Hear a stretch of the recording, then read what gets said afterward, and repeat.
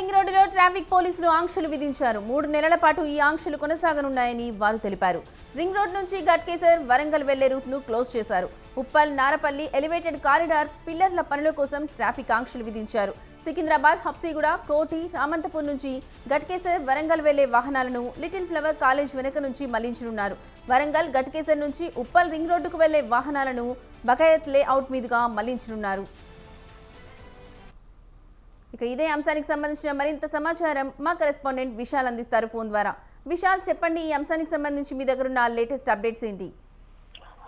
Right Lakshmi, ప్రతిరోజు వాహనాల రాకపోకలతోటి Uppal ring road బిజీగా ఉంటుంది. ముఖ్యంగా వరంగల్ నేషనల్ హైవేని ఆనుకొని ఉండడంతో ఇక్కడ వాహనాల రద్దీ ఎక్కువగా ఉంటుంది. ఇక ఉప్పల్, నారపల్లి ఎలివేటర్ కారిడార్ కోసం ఒక 2 పిల్లర్లని అక్కడ ఉప్పల్ రింగ్ రోడ్డు మధ్యలో వేయాల్సిన అవసరం ఏర్పడింది. దీంతో ఉప్పల్ రింగ్ రోడ్ లో ఒక 3 నెలల పాటు ట్రాఫిక్ ఆంక్షలు ఉంటాయని ట్రాఫిక్ పోలీస్ డిపార్ట్మెంట్ తెలిపింది. ఇక ఆంక్షలు ఈ రోజు నుంచే అమల్లోకి వచ్చాయి.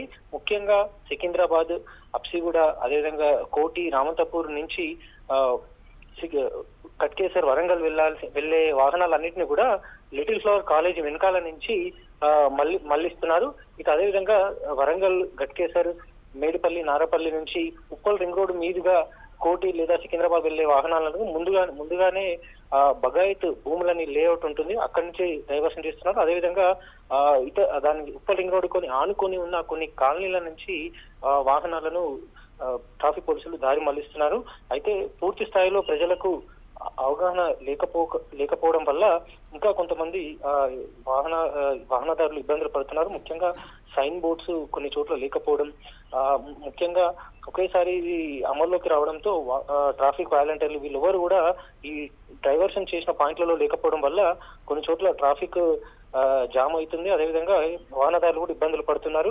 ఇక ఈ రోజు ఆదివారం కాబట్టి కొంత వాహనాల రాకపోకల రద్దీ అనేది కొంత తక్కువగా ఉంది. ఇక రేపు సోమవారం, రేపు ఎక్కువగా వాహనాలు రోడ్డు మీదకి వచ్చే అవకాశం ఉంటుంది. అయితే వాహనదారులు కోరుతున్నది ఒకటే, సైన్ బోర్డ్స్ ఏర్పాటు చేయాలి. ముఖ్యంగా వాహనాలను డైవర్ట్ చేస్తున్న రూట్లలో కూడా ట్రాఫిక్ సిబ్బంది ఉండి జామ్ కాకుండా చూడాలని కూడా వాహనదారులు ట్రాఫిక్ డిపార్ట్మెంట్ ని కోరుతున్నారు.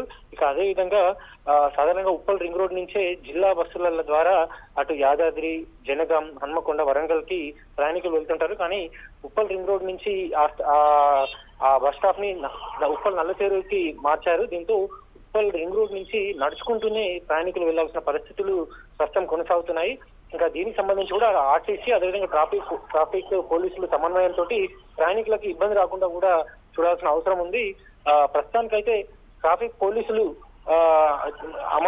ఆంక్షలు అమల్లోకి వచ్చాయి. మరో 3 నెలల పాటు కూడా ఉప్పల్లో ఈ ట్రాఫిక్ ఆంక్షలు అమల్లోకి ఉంటాయి. Lakshmi. Right Vishal, thank you.